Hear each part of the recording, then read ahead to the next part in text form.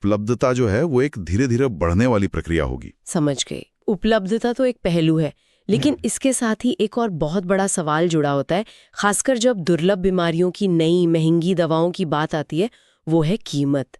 एजेमरी कितनी महंगी हो सकती है? कीमत, हाँ, ये वाकई एक बहुत बड़ी चिंता का विषय है और हमारे शोध भी इस तरफ साफ इशारा करते हैं। अमेरिका में कितनी है? अमेरिका में इसकी जो लिस्टेड कीमत बताई गई है वो करीब $10,760 है। $10,000 से ज्यादा? हाँ, प्रति 100 मिलीलीटर ओरल सस्पेंशन। एक शीशी की कीमत? जी, और मरीज की उम्र और वजन के हिसाब से डोज अलग अलग होगी, तो महीने या साल का खर्च आप अंदाजा लगा सकते हैं। ये तो बहुत ज्यादा है। भारत में क्या उम्मीद करें जब ये इंपोर्ट होगी, यहाँ लॉन्च होगी?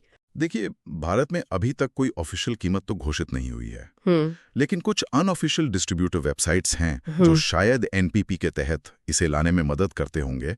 उन पर इंपोर्टेड बोतल की कीमत कहीं 35,000 रुपए से 60,000 रुपए के बीच दिख रही है। 35 से 60,000 प्रति बोतल? हाँ, लेकिन मैं फिर कहूंगा ये ऑफिशियल कीमतें नहीं हैं और इनमें बहुत अनिश्चितता है। तो जब ये कमर्शियली लॉन्च होगी तब क्या होगा? तब हमें इसमें import duty, GST, distribution margin, अगर कोल्ड चेन लॉजिस्टिक्स चाहिए तो उसका खर्चा, और फिर कंपनी का अपना प्रॉफिट, ये सब जोड़ना होगा। मतलब ये लगभग तय है कि सालाना इलाज का खर्च कई लाख रुपए होगा। कई लाख रुपए सालाना? ये तो भारत में ज्यादातर परिवारों की पहुंच से बहुत दूर है। बिल्कुल, ये एक बहुत बड़ी हकीकत है। क्या सरकार की तरफ से कोई मदद मिल सकती है?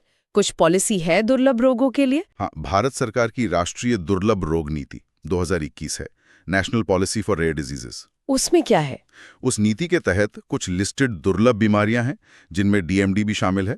उनके इलाज के लिए कुछ हद तक फाइनेंशियल मदद का प्रावधान है, खासकर सेंटर्स ऑफ एक्सीलेंस के जरिए। कितनी मदद मिल सकती है? कुछ ग्रुप की बीमारियों के लिए 50 लाख रुपए तक की एकमुश्त सहायता का प्रावधान है। क्राउड फंडिंग प्लेटफॉर्म्स को भी बढ़ावा दिया गया है। लेकिन इसमें कई शर्तें हैं, एलिजिबिलिटी क्राइटेरिया हैं, प्रोसेस कॉम्प्लेक्स हो सकता है, और ये कहना बहुत मुश्किल है कि ये पॉलिसी एगैमरेजिरी जैसी महंगी और लगातार चलने वाली थेरेपी की पूरी लागत को कितने मरीजों के लिए और किस हद तक कवर कर पाएगी। ये एक बहुत बड़ी चुनौती बनी रहेगी, इसमें कोई शक नहीं। तो उम्मीद तो है, लेकिन पहुंच और अफोर्डेबिलिटी यानी सामर्थ्य के रास्ते में बहुत बड़ी बाधाएं दिख रही हैं। बिल्कुल। अच्छा, कीमत के अलावा सेफ्टी की बात भी जरूरी है। आपने कहा कि इसके साइड इफेक्ट्स पारंपरिक स्टेरॉइड से कम है, लेकिन क्या ये पूरी तरह से सेफ है? कोई साइड इफेक्ट नहीं है? देखिए, पूरी तरह सुरक्षित कहना तो शायद किसी भी दवा के लिए सही नहीं होगा, खासकर ऐसी दवा के लिए जो शरीर के इम्यून सिस्टम और सूजन पर असर डालती हो। स्रोतों के मुताबिक वैमोरोलोन का सेफ्टी प्रोफाइल पारंपरिक स्टेरॉइड की तुलना में बेहतर जरूर है, इसमें शक नहीं, लेकिन इसके अपने संभावित साइड इफेक्ट्स हैं। जैसे कि? इनमें शामिल हो सकते हैं कुछ कशिंगॉइड लक्षण, जैसे चेहरे का गोल होना, वजन बढ़ना। हालांकि कहा जा रहा है कि ये प्रेडनिसोन से कम है। मूड या व्यवहार में बदलाव, भूख बढ़ना, उल्टी आना और इम्यून सिस्टम का कुछ हद तक सप्रेशन, मतलब दबना, जिससे इन्फेक्शन का खतरा थोड़ा बढ़ सकता है। और हड्डियों पर उसका क्या? हड्डियों पर भी असर हो सकता है, हालांकि शायद पारंपरिक स्टेरॉइड जितना गंभीर नहीं। तो इसका मतलब ये हुआ कि डॉक्टर्स को अभी भी मरीजों की बहुत बारीकी से निगरानी करनी होगी। ये बस लगाओ और भूल जाओ वाली दवा नहीं है। अरे बिल्कुल नहीं। जिन मरीजों को वैमोरोलोन दिया जाएगा उनकी रेगुलर मॉनिटरिंग करनी होगी, वजन देखना होगा, blood pressure, blood sugar level, हड्डियों का स्वास्थ्य और किसी भी इन्फेक्शन के लक्षणों पर कड़ी नजर रखनी होगी। ये एक बेहतर विकल्प हो सकता है, पर यह अभी भी एक स्टेरॉइड जैसा कंपाउंड है जिसके अपने रिस्क हैं। डॉक्टरों और परिवारों दोनों को इन रिस्क और बेनिफिट्स के बारे में पूरी जानकारी होना बहुत जरूरी है। तो अगर हम इस पूरी तस्वीर को एक साथ देखें, ये नई दवा, इसकी ग्लोबल मंजूरी, भारत में आने की संभावना, कीमत की बड़ी चुनौती और सेफ्टी प्रोफाइल, ये सब कुल मिलाकर डीएमडी कम्युनिटी और दुर्लभ रोगों के क्षेत्र के लिए क्या मायने रखता है? इसका क्या महत्व है? इसका महत्व कई लेयर्स में है। पहला, जैसा हमने कहा, कनाडा जैसे देश में ये डीएमडी के लिए पहली ऑफिशियल अप्रूव दवा है। ये अपने आप में एक मील का पत्थर है। हाँ। ये दिखाता है कि लगातार रिसर्च और डेवलपमेंट से प्रोग्रेस संभव है, भले ही वो धीमी क्यों ना हो। दूसरा, ये जो डिसोसिएटिव स्टीरॉयड का कॉन्सेप्ट है, हाँ। ये शायद भविष्य में दूसरी इन्फ्लेमेटरी या ऑटो इम्यून बीमारियों के लिए भी नए रास्ते खोल सकता है, जहां पारंपरिक स्टीरॉयड का इस्तेमाल साइड इफेक्ट्स की वजह से लिमिटेड हो जाता है। ये तो एक बड़ा पोटेंशियल है। और भारत के संदर्भ में इसका क्या महत्व है? भारत के संदर्भ में ये उम्मीद की एक बहुत महत्वपूर्ण किरण है उन हजारों परिवारों के लिए जिनके बच्चे डीएमडी से पीड़ित हैं। एक ऐसा ऑप्शन सामने आना जो शायद बीमारी को धीमा कर सके और साथ ही जिंदगी की क्वालिटी पर असर डालने वाले कुछ गंभीर साइड इफेक्ट्स को कम कर सके, ये बहुत बड़ी बात है। हाँ, ये तो है। लेकिन जैसा हमने इतनी देर बात की, ये उम्मीद फौरन ही पहुंच और कीमत की कठोर हकीकत से टकराती है। सही। ये स्थिति भारत में दुर्लभ बीमारियों के इलाज से जुड़ी जो सिस्टमिक चुनौतियां हैं, उनको उजागर करती है कि भाई महंगी दवाओं तक पहुंच कैसे सुनिश्चित की जाए, क्या हमारा हेल्थ सिस्टम, हमारी पॉलिसीज इसके लिए तैयार हैं।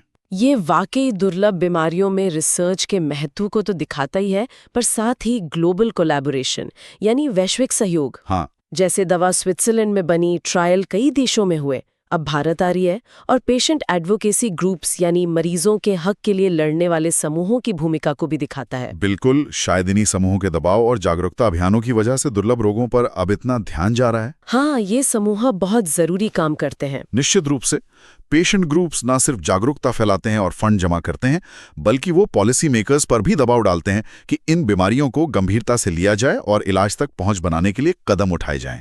एगामेरी की कहानी भी इसी बड़े इकोसिस्टम का एक हिस्सा है। तो अगर हम आज की इस गहरी पड़ताल का सार निकालें तो AGMRE यानी वेमेरोलोन ड्यूशेन मस्कुलर डिस्ट्रॉफी के मैनेजमेंट में एक अहम और पॉजिटिव डेवलपमेंट है। हाँ, एक महत्वपूर्ण विकास।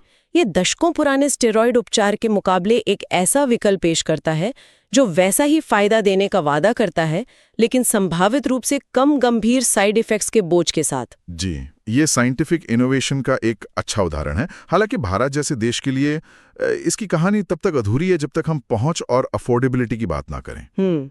दवा 2025 के अंत तक आ सकती है, लेकिन शुरुआती उपलब्धता लिमिटेड और कीमत बहुत ज्यादा रहने की संभावना है। विकसित देशों में इसकी मंजूरी एक बड़ी उपलब्धि जरूर है। हाँ, लेकिन असल सफलता तब होगी जब इसका फायदा उन सभी मरीजों तक पहुंच पाएगा जिन्हें इसकी जरूरत है, चाहे वे दुनिया के किसी भी कोने में हो। बीमारियों के क्षेत्र में AGMRE इसी का एक उदाहरण है। जी। लेकिन ये प्रगति अपने साथ एक नैतिक और प्रणालीगत चुनौती भी लाती है। हम ये कैसे सुनिश्चित करें कि ये इनोवेशन सिर्फ लैब तक या अमीर देशों तक ही सीमित न रह जाए? बड़ा सवाल है। कैसे ये पक्का किया जाए कि इन दवाओं को न केवल रेगुलेटरी मंजूरी मिले, बल्कि वे हर उस जरूरतमंद मरीज के लिए वास्तव में सुलभ और वहनीय, मतलब अफोर्डेबल भी हों? हाँ, ये संतुलन साधना बहुत जरूरी है। इनोवेशन और न्याय संगत पहुंच यानी इक्विटेबल एक्सेस के बीच इस बैलेंस को साधना, खासकर भारत जैसे विशाल और विविधतापूर्ण देश में दुर्लभ बीमारियों के संदर्भ में शायद अगली सबसे बड़ी चुनौती है।